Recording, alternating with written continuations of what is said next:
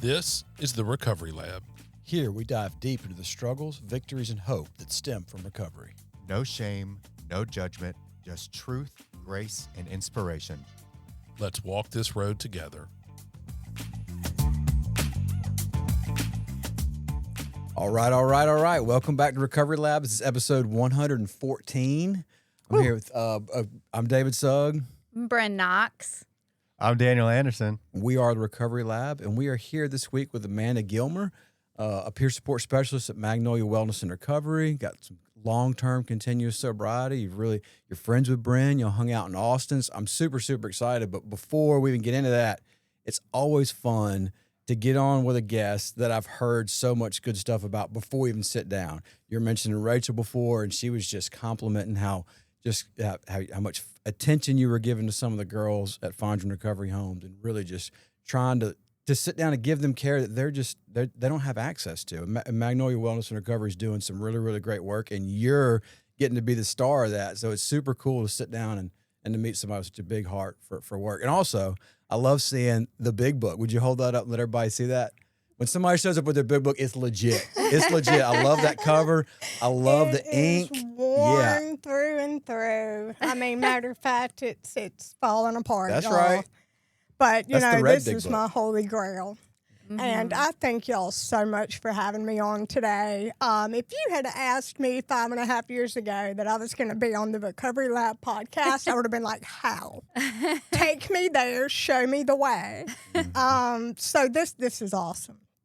And, Magnolia Recovery and Wellness has been, what an honor to be able to give back. I am in a position to give back. And to help these ladies, figure out, how can we move forward? What are some goals you want for yourself, and watching them accomplish their goals. And it has been inspirational, to me. And, to hear that, thank you, Amanda, so much is my driving force. Yeah. It's like, they say, I can't do this without you. But I say, you're already doing this. You're doing this. And, there's so much passion and drive behind this work. Year 5 for me has been all about giving back and service work. And I truly understand, what that looks like. I've had service commitments before where, I've chaired meetings and, I showed up early and made the coffee or cleaned up. But this right here today is true service work. And it's been fulfilling, to say the least. So tell me about Magnolia and a little bit what you guys do and what you specifically do. Sure. With them. So first of all, I just wanted to talk a little bit about, when I first moved back here from Austin, where I got clean and sober, I went to a networking luncheon, the first responders of Mississippi, Ruth Ann Rigby and, Jody Rigby. And they were giving out awards, and one of the awards was Champion in Recovery. And I looked over at my mom and I said, I want that award. And I gave her a wink, and it was Jody Penton. And he went up there and accepted his award, and I remember asking myself, who is that? I need to Google this guy. Like, what is he doing? How did he get here to receive that award? And so I did my research, and I found Magnolia Recovery and Wellness Foundation. And I knew before leaving Austin and coming here that I wanted to do something similar. Yeah. And I was even thinking, I was thinking about my logo, and I was going to call it Magnolia Recovery. Yeah. And, find it, which is wild. Everything's Magnolia something out here in Mississippi. Right. But, I found Jody. I reached out. I introduced myself, told him who I was, and we took it from there. And, he had me on board. We met upstairs at the Whole Foods, Yeah. And I met Jody and Johnny Jerfitz, and, you know, it was just, they were hugging me and we were giving high fives, and I was like, these are my people. Yeah. I knew in that moment that this is it. You know, I can continue the good work that I had already started in Austin. Mm-hmm. So yeah, it's been a blessing. Yeah. Let's rewind. Sure. How did you get to Austin? What did that look like? Wow.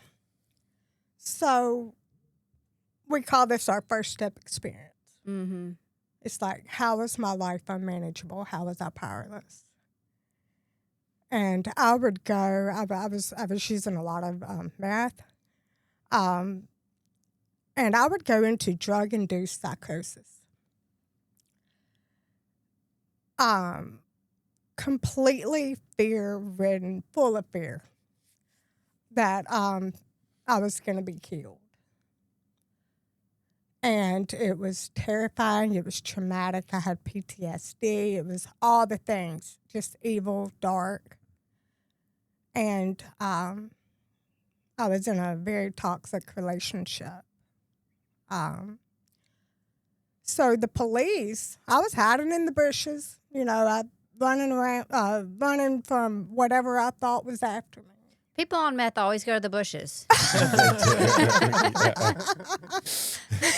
Yeah, totally. Thank God I don't have to live like that anymore. But my mom, the police called my mom, and my mom called Ruth Ann Rigby. She's like, I'm on my way to pick her up. You know, she needs some help. And Ruth Ann, she came out to the house, and they did an intervention. And my mom told me, she was like, Ruth Ann's on her way. I said, well, I'm not going to talk to her. Whew. I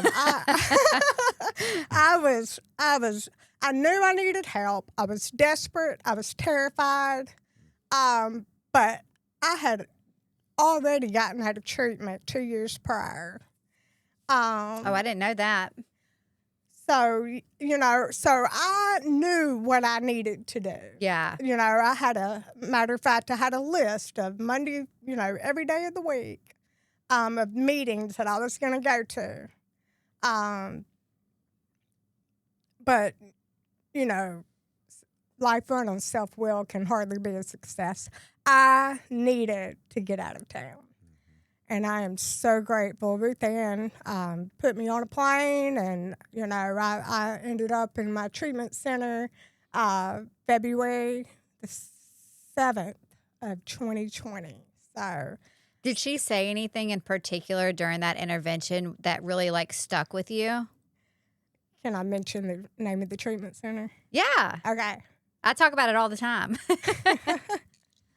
She said, you're going to BRC. And do you know what that means? Bringing real change. And she said, and do you know why?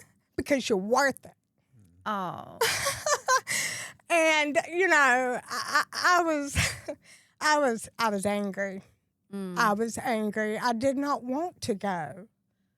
But, you know, once I got there, the surrender piece was, I feel like, was my driving force to the life that I have today.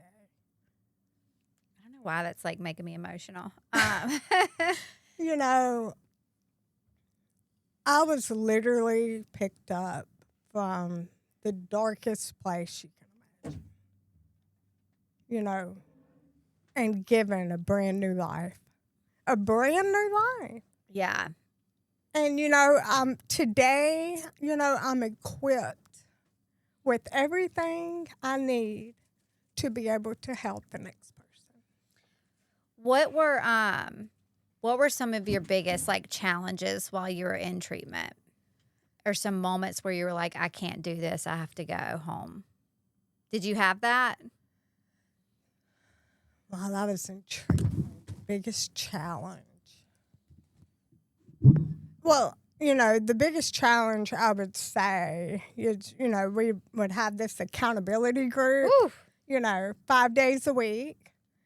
And, you know, that was tough because we had to bring accountability in the form of when I feel And, that was tough. And, one day, we were sitting all in a circle, and one of my peers, she was like, Amanda, when you vape in the house, I feel anger.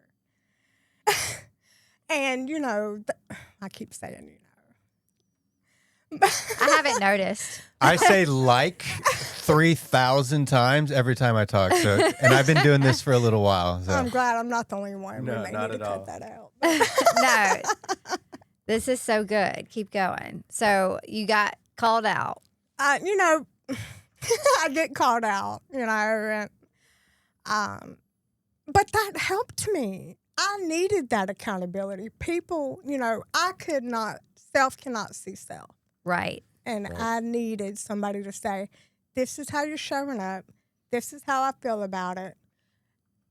And the biggest challenge really is leaving that group and not being able to talk about it for the next 24 hours. Yeah. That was hard. Yeah. Whenever we would get that, like after that group, when we would get accountability and we'd give accountability, and I don't know about you, but giving accountability was so difficult because it was like before I didn't want to lose any like friendships, you know what I mean? Because I already felt left out. And so if I called someone out or whatever, like they were going to be mad at me and they wouldn't be my friend anymore, when like that's not what real friendship is. But yeah, we couldn't talk about it for 24 hours and it would be so hard not to talk about it. And if you did, you'd be called out again. Yes.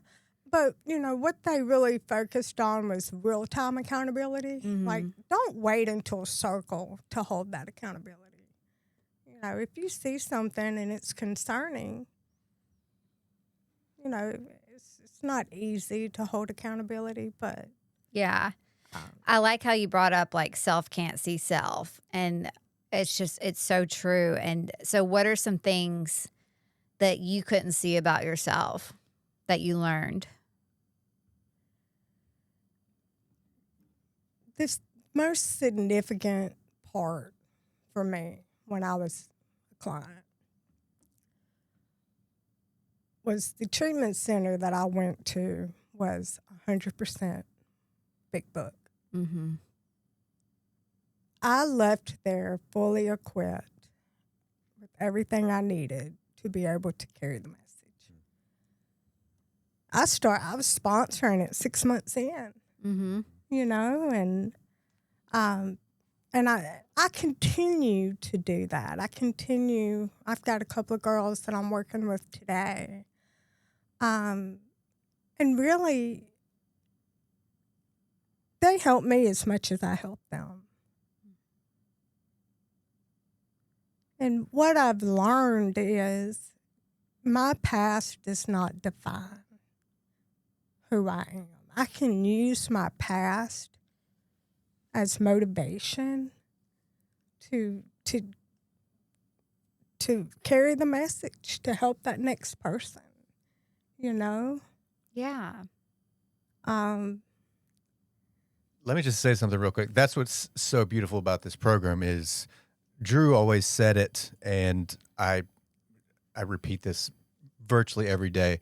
But when we get and stay sober, our past becomes profitable to us because it's something that we can now use to help other people. And it sounds like that's exactly what you were experiencing right there. Absolutely. Was there some people that you worked with in Austin besides the treatment center, like whenever you got out, that maybe planted the seeds for the kind of work that you're in now? Did you have some working with some peer support type professionals, or was it? Sure. So when I was a client at BRC, I had some extensive trauma therapy. And do you remember Joe Bowler? Yes. So I was so excited. I called him one day and I was like, I had this job interview with BRC Recovery, and they wanted me to come over and work with them overnight. And I was like, I don't know about an overnight. And then he called me. My little get well job was working at Marshall's, and I worked in the back of the department store and with the freight and unloading trucks and organizing. And he called me one day. He was like, "Are you still looking for a job?" I said, absolutely. And he wanted me, he got me the job out at McConnell Path. Mm-hmm. And that's where I started this whole, journey in addiction recovery. And I worked as an RCA, as a tech out there. And I was working as an RCA for like 2 years. Yeah. So I worked at McConnell Path, and then they, which is now Legacy, Texas. And I just wanted to say that if you are a male and you are listening to this right now, or you are a parent of a male, I will forever advocate for Foundation Stone Yes. family programs. They have a tremendous all men's facility out in Elgin, Texas. It's called Legacy, Texas. Look them up. 10 of 10 recommend.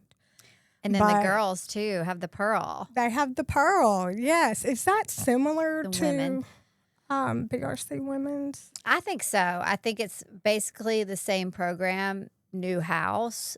Don't quote me on that, but I'm pretty sure. But the way Marcia Stone runs her programs are all, they are big book based, and I'm pretty sure it's the same thing, which saved mine and Amanda's lives. So Absolutely. yeah, it sounds like an ad, but I just love them so much. I just trust them 100%. Absolutely. Yeah. And back to what David asked me, after 2 years of being an RCA, I started asking myself, well, what's next? I can't do this, long term. I'll get burned out. So I got my certification out in Texas. It's RSPS credentials for recovery support peer specialist. I started working as a Segway recovery coach for the same treatment center that I went to. But once that time was up, I started working for an amazing nonprofit called Communities for Recovery. And they had me stationed out at Communities First Village, which is a 51-acre tiny home community village for the formerly homeless residents of Travis County. Yeah. It was so special. Our office at Communities for Recovery was next door to Alan Graham, the CEO and founder of Mobile Loaves and Fishes. And he was next door neighbors to our office. And I remember he said, "Come here, let me show you my little secret peach tree."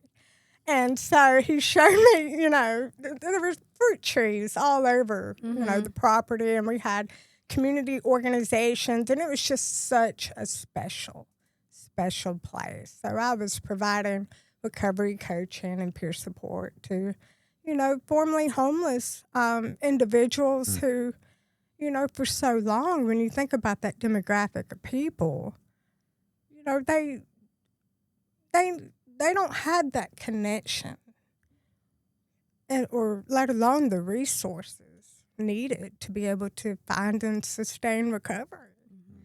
And so being able to be in that position to help them.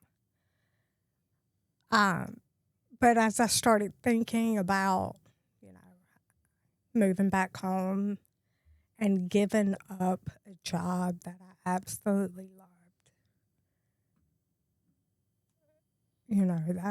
that was a hard decision. But I guess you would say April of last year, instead of signing a year's lease, I signed 6 months. And I started really putting together a plan.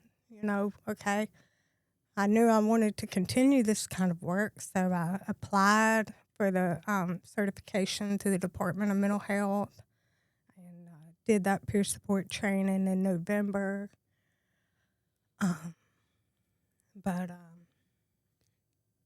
Can you tell me a bit about what a peer support specialist actually does for listeners who might not know that term? So if you think about the acronym RAMPART, okay, the first one is R, and that's the resource broker. Like, we provide all recovery, resources, any kind of resource really that you may need for your particular, whatever it is you might need. We're advocates, allies, and confidants, motivators, problem solvers, truth tellers. We're mentors, right? We sit down together and, I provide that listening ear, no judgment, and just really provide that space, for you to be able to, talk about whatever it is that you may be struggling with, or, and we set goals. We set goals and, really think about like long term. What can you do today to have a better tomorrow? Yeah. I think I need a peer support specialist. That's awesome. And so you've been doing that now in Jackson with Magnolia for how long? Let's say since beginning of April, Okay. maybe. Yeah. And what are you seeing the people in Jackson in most need of? What are they really needing? Guidance. Mm-hmm. A lot of these people, especially when you think about the demographic of people that may not otherwise be able to afford quality services, they're vulnerable. They're, and so being able to, provide these services to people that may not otherwise be able to afford, is beneficial. It's beneficial for sure. They just need, a friend. They need somebody that says, I've walked this road before. They need someone to encourage them and to motivate them. And, that's kind of what I'm here for. Yeah. I feel like I got so lucky because when I, my home life and my family, like when I got out of treatment, I didn't have to come home to an environment that wouldn't be beneficial to my recovery. And I think about people and I work with people that I know that they want to get sober, they want to stay sober so bad, and they want this recovery life, but their home life is just chaos and filled with drugs and with alcohol and drama and all the things, and it just breaks my heart, and I just want to rip them out of that environment and take them somewhere safe. Do you ever have? So important. I will always advocate, if you don't have anything holding you back, to change your people, places, and things. Mm-hmm. It's important that when we do get out of treatment, that we don't go back to those same environments. Because really, it's not conducive to your recovery. Right. You've got to. Nothing changes if nothing changes. Mm-hmm. Yeah. Do you have any parts of the big book that you reference the most when you're working with people? I do. And one of my favorite parts is on page 63. It talks about God. And it says, being all powerful, He provides what we need if we keep close to Him and perform His work well. And I always reference that when, I want to encourage somebody, and that's what my experience shows me, that as a result of 100% given full measures to this program, if He's going to give me a brand new life, He's going to, He's going to do the same thing for somebody else. Mm-hmm. But I'll tell you, it talks about in the third step. This was my moment of clarity when I thought, okay, it's going to be do or die for me. Mm-hmm. It says we must be rid of this selfishness. We must, or it kills us. God makes that possible. And I remember in that moment, I was like, okay, it's do or die for me. You know, the big book talks about all through, you know, we're on a life or death errand. And that's something that, you know, I've tried to get sober so many times. You know, I've been to AA, but I never truly grasped what AA was. And really, you know, read the book and understood, you know, I'm on a life or death errand. And if I don't get it right, the end result is not going to be good. What do you think the difference was? Like, because you had tried to get sober before, you had been in AA before, and then you got to this place in your life where it just seems like it had like a whole different meaning to you. Like, what do you think? What happened? My first step experience was so bad and so traumatic that I was willing to do whatever it took. Mm. You know, accepting the fact that I couldn't drink anymore was so hard. It took me a while to be able to accept the fact. You know, that acceptance piece is big for me too. But I knew that if I wanted a better life for myself, I did not want to get high anymore, because if I got high, I would go back into drug-induced psychosis. I would be back in the psych wards. I'm going to be thinking, you know, You're worst back in those case bushes, scenario. girl. You know? You know? But, you know,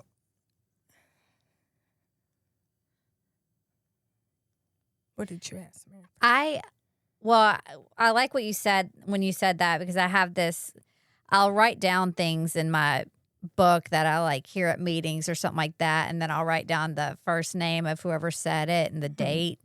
And so it's been kind of fun to like look back at all that stuff. But on page 58, How it works. how it works. It says, when the pain exceeded the fear, that's when it worked.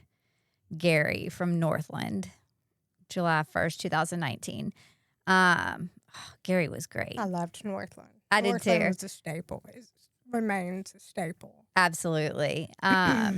So yeah, that reminded me of what you said. When the pain exceeded the fear, that's when it worked. When it got so painful that the fear of saying goodbye to this drug, this thing that's just like been our best friend, the worst best friend ever, but you know, has just like saved us from ourselves almost. You know, when the pain of all that just got so great, then the fear of being without it just wasn't enough anymore. Does that make sense? Absolutely. I was so willing and ready to try something different. And I'm so glad I did. So even today, I'm so grateful for the willingness that I have, you know, to continue in my daily disciplines, to continue and carrying the message, to answer the phone, even when I don't feel like it. You know, sometimes, you know, a sponsor will call and I'm like, but, you know, it's not about me. Because you never know what that phone call is going to be. Yeah. Were you like this at all before? Like, because you do have like an abnormally large heart for people. And you just know, like, that's all God. Yeah. God has absolutely equipped me, has given me a brand new life, a brand new heart, desire, motivation, willingness to help the next person, you know? I'm just so grateful to be able to, you know, he chose me. He chose me and countless others. You know, this isn't necessarily all about me. But the cool thing is I get to take everything I learned in Texas.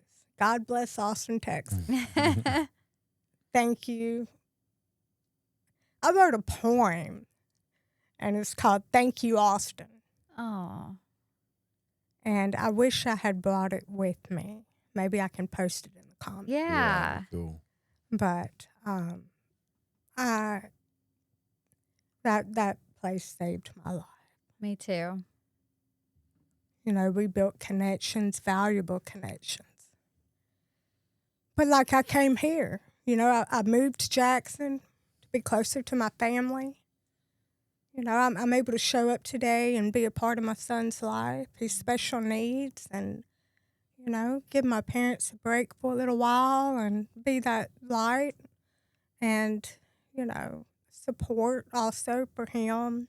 How's that been, your relationship with your son since you got sober? Incredible. It's been incredible. I'm able to show up. I've learned his routine. He has a very strict, like, routine that he abides by. And I've learned his routine and, like, how to, you know, I'm able to step in and, you know, let my parents step out for a little while.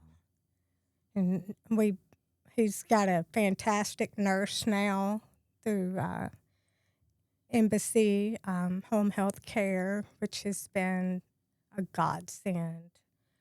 Because ever since he turned 21, his nursing care shifted from adolescent to adult. And so it was for so long you know, he turned 22 in May.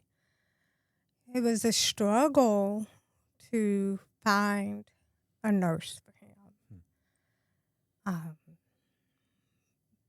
So now that he has that nurse, she comes Monday through Friday, and it gives my parents a break. You know, eventually one day, you know, he'll live with me. Mm-hmm. But my dad 7 or 8 years ago built a house, and it's custom for Landon. You know, he's got this big walk-in shower, and they're able to put him on his shower chair and, you know, wheel him in there, and, you know, he gets his showers. And I wouldn't want to take him away from that. Yeah. But I feel like Mama has a new life now. I'm able to show up. Yeah. When needed. And that's been special.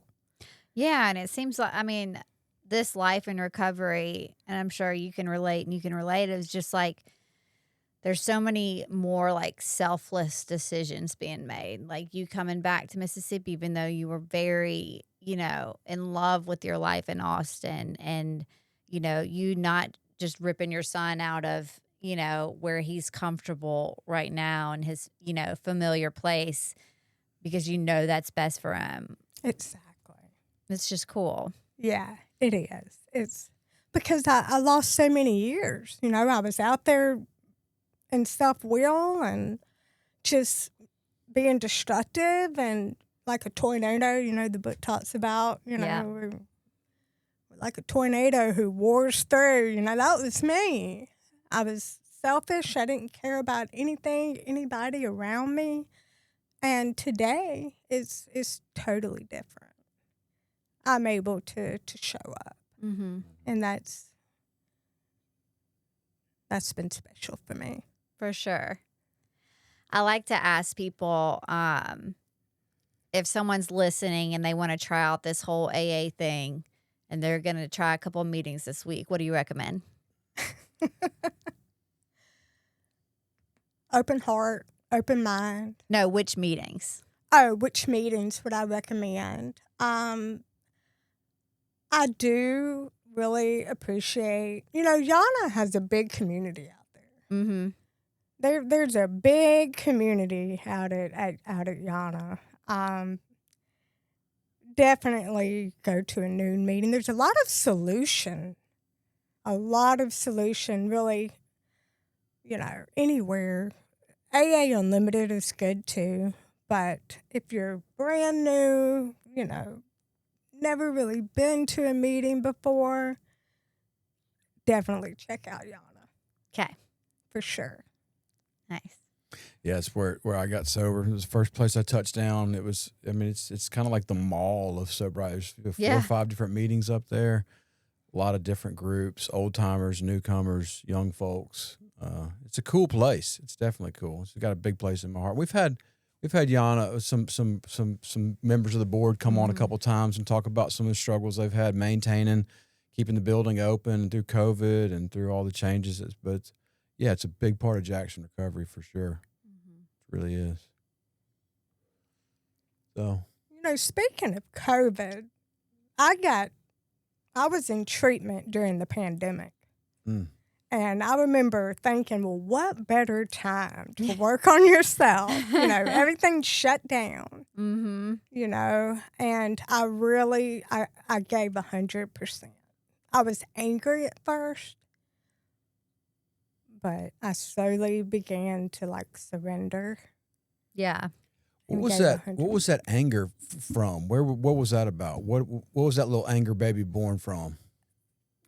I had gotten out of treatment 2 years prior. I went to a really good facility. It's called the Recovery House out in Columbus. And I had a really great experience out there. And I knew what to do. But, you know, then again, self can't see self, right? And the big picture here was I needed to get out of town. But I was angry because I wanted to try this. I knew what I needed to do. I was angry about having to go out to Texas, you know, brand new place, didn't really know what to expect. I think I was angry for like 2 weeks. And then finally, I remember after my 4th step, and, you know, we had 3 5th steps out there. Yeah, 3. Because, you know, this place was for the chronic relapser. I needed that. Yeah. What was one of your defects that showed up in all of them? Selfishness. It's crazy because you're like one of the most selfless people I've met in recovery. And so, like, that's just a testament to this program working and how there can be such a psychic change happening in people, you know? It's not like you were, like, selfless before and you know, had a little bit of a drug problem. Like, this changed your entire being, this program. My entire being. And it's real and it's genuine and authentic. Thank you for saying that. You know, before coming on here, I remember praying, and I was like, I just hope they can see the authenticity. That's something I'm grateful for today. I mean, what a blessing it is to be sitting here, sharing my story, how I got here, what happened, and the work that I continue to do on a daily basis. You know, for me, it requires regular meeting attendance.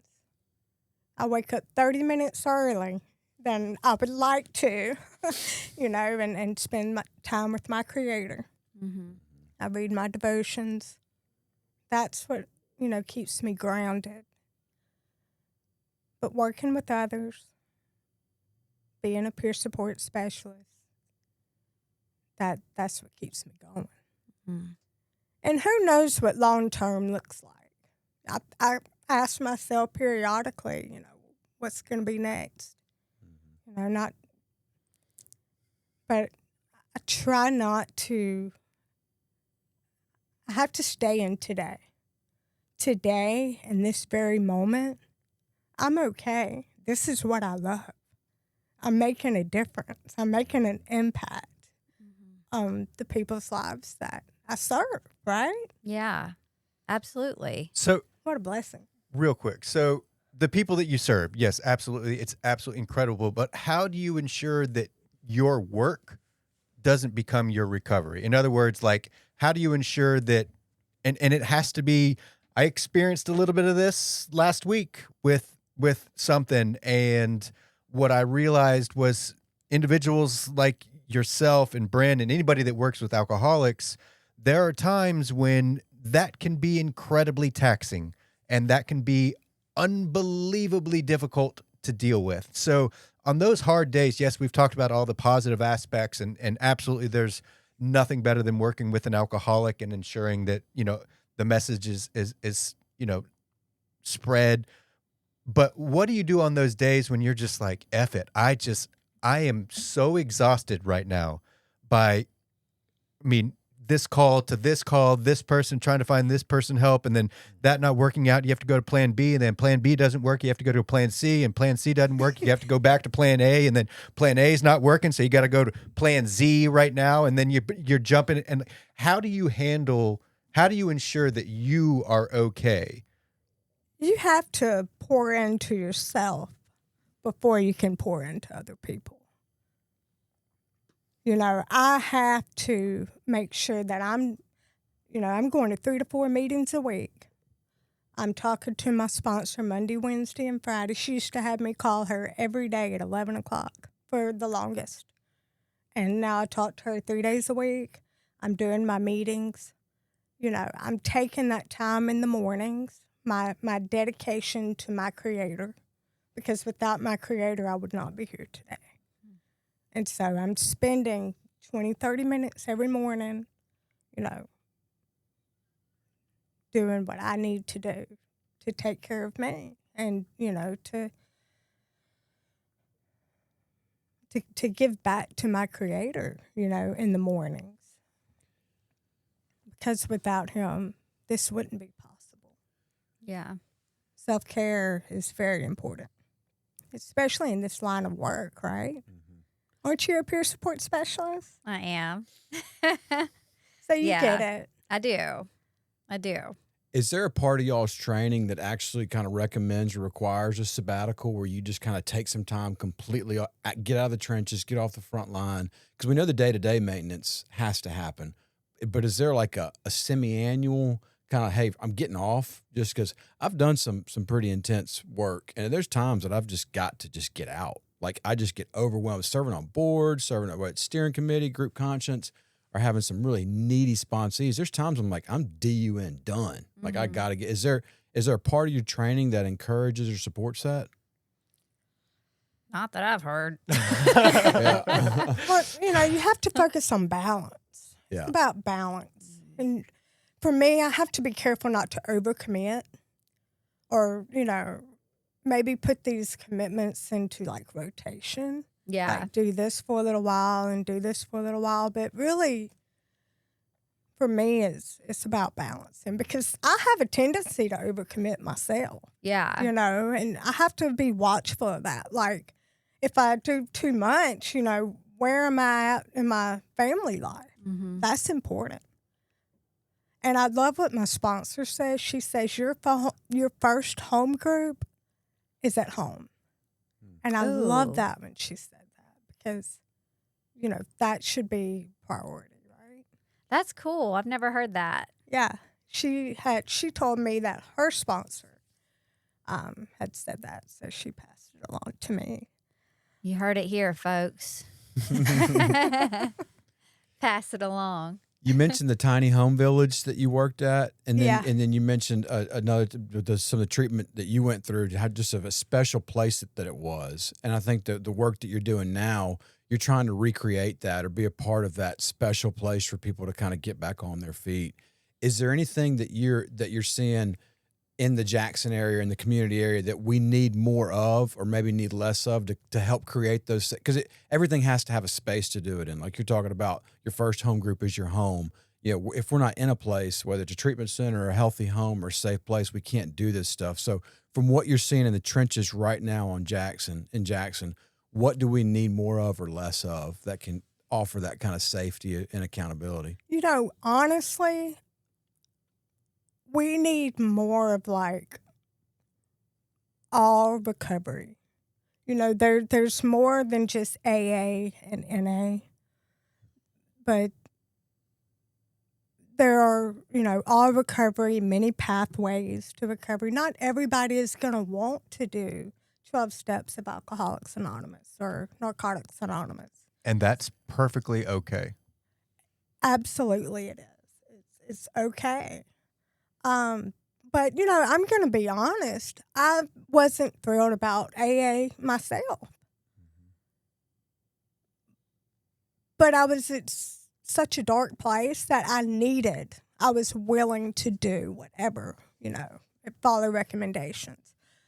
But back to your question, David, I think maybe some more, safe, sober living houses. How many Find and Recovery homes do we have? There's 9 Find and Recovery homes. We got about 60 clients. Oh, beautiful. Yeah. That's amazing. It's pretty robust. It's a big business. That's awesome. Yeah. And having safe places for them to stay that's near transportation and 12-step meetings, and people can come in and work with sponsors and do that kind of stuff. It's like, it's not easy to provide that because, you got a lot of people in a small area trying to keep it comfortable. You're trying to keep the riffraff out. And it's a lot of work. It really is. Absolutely. But that's basically our 3 things is we're always concerned about are the people in a safe place where they can do recovery. That's pretty much it. Is it safe? Or are the troublemakers out and can they do what they need to do? That's a big task.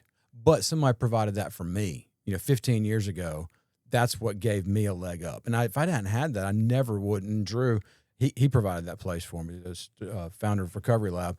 And if I hadn't had that, I know that I just would have been bouncing around. I would have gone and lived with some ne'er-do-well on the couch and would have been shooting dope again in 1 week. So having that safe place is like, that's what we're fired up about. But for what we charge and what we do, we can't provide a whole lot more than that. We just can't do it just because we're not charging that much. Our clients don't have that kind of money. So what we need is people like y'all coming in and doing that, what you said, Rampart, listening, being an advocate, being a mentor, because we're just trying to keep the lights on and the bugs out and give drug tests. That's about all we can really do for it. So we need this whole ecosystem, what Magnolia's doing, what we're doing today on Recovery Lab to get the word out, what Rachel's doing in the business side of all this, keeping the houses going and keeping the lights on. Yeah. I mean, it takes a village. It takes a lot of people to do this stuff. I was on a call the other day, and somebody was mentioning how there's just so many different people who are given access to treatment today where people weren't getting treatment necessarily in our area like this 5 years ago. So the treatment centers are seeing an uptick and lots of people coming in off the streets, coming out of prison, people who've really, really just have not had access to kind of care before, and they're having to kind of change how their delivery, how they're working with different people, because it's not just, kid overdosed on something, they want to go to treatment, out of school or something. He's like, no, somebody might have been living on the streets for 5 or 10 years. In your work as a peer support specialist, are you seeing some of these like really just kind of intense clients that are having to take an extra level of care with them? Not yet. I'm actually working with a couple of ladies. I can see that if they continue doing well, that they will be a success story. So, it can be difficult. Sobriety recovery is not easy. But with the help of a peer support specialist and a sponsor, we can get through this. We can absolutely get through this. What are some indicators that show that, or that kind of lets you know that this person has a good chance of getting sober? Mm-hmm. Like, what are those, like, oh, this person has this, and this. Historically, they may have a good chance of long-term sobriety. What are those things? I walked to a meeting today. Somebody walked to Yana. I'm like, okay, that right there shows dedication, shows momentum, right?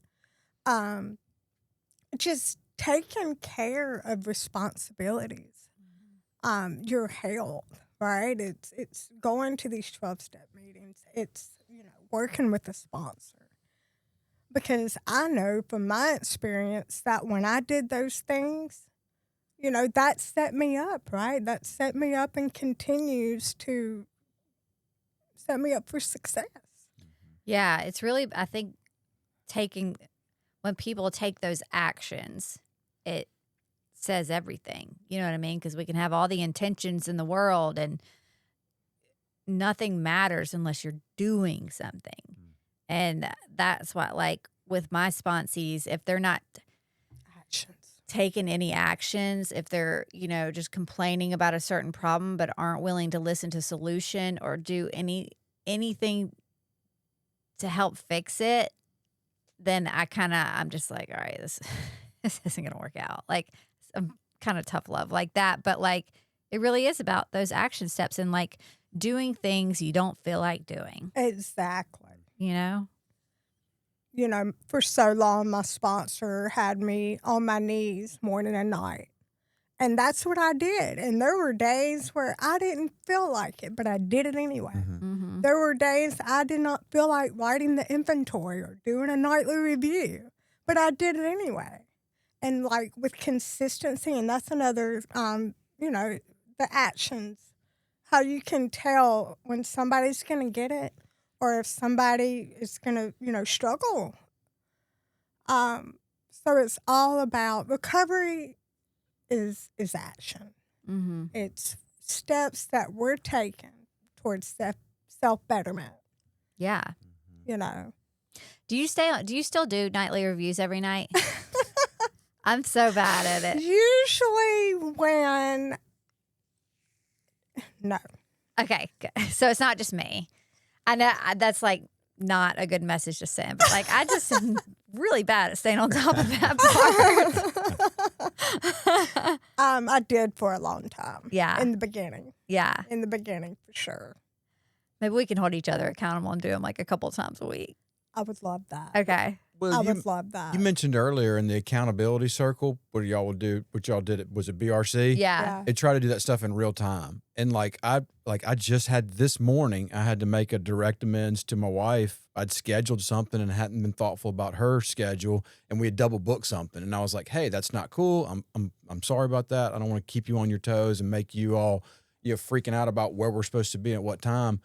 And if I do that, if I'm making these direct amends, when it happens in real time, I don't have to do as many annual inventories, semi-annual, even nightly. If I'm doing it then, and that's the point, is that I'm not having to do this stuff at night. Like, what did I fuck up today? Yeah. It's like, no, I did it. I was like, that was wrong. I don't want to do that to my wife, you know? So I want to encourage each other to just not so much of like, yeah, we want to do it to get in a rhythm of it. But the real hope is that we're doing it right then. Yeah. Like, hey, that's not cool. It's not the person I want to be.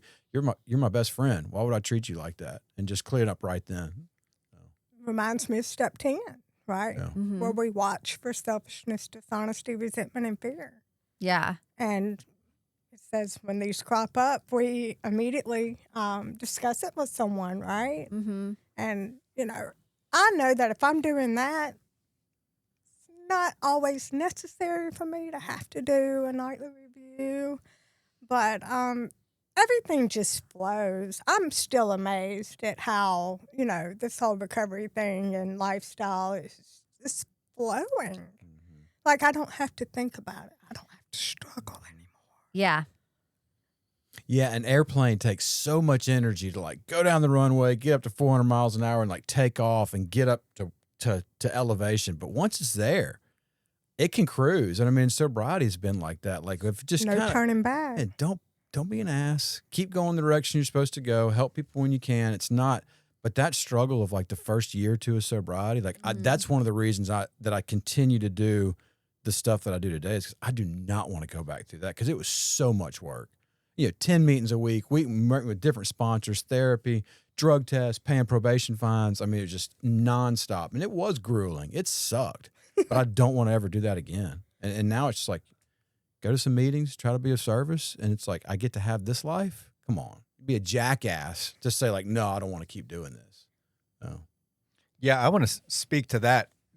Not too long ago, I heard in a meeting, some lady was talking about how condors, like some of them have like 90,000 foot like wingspans and like So they have to work really, really hard to get up to the jet stream. But once they get up to the jet stream, Cruise. they can cruise. And that's the way I brought this up in that meeting. I was like, I think that I'm going to be 90 years old in a meeting talking about, 30 years ago, I heard someone talking about how a condor can fly. And there was something about that really clicked with me. It's I can, that first early sobriety is a bitch. It can be really hard. Yeah. Like if it's not really hard, like, I don't know, like maybe you're Doing it super wrong. right or something. but like when I mean, it was such a, and those little things happen more often than not when I go to a meeting, which is why I love Alcoholics Anonymous. But it's for me, my visual representation of that was me flapping my wings is me trusting God in early sobriety to help me get to a raised level, a higher level, something that's away from the being locked into addiction.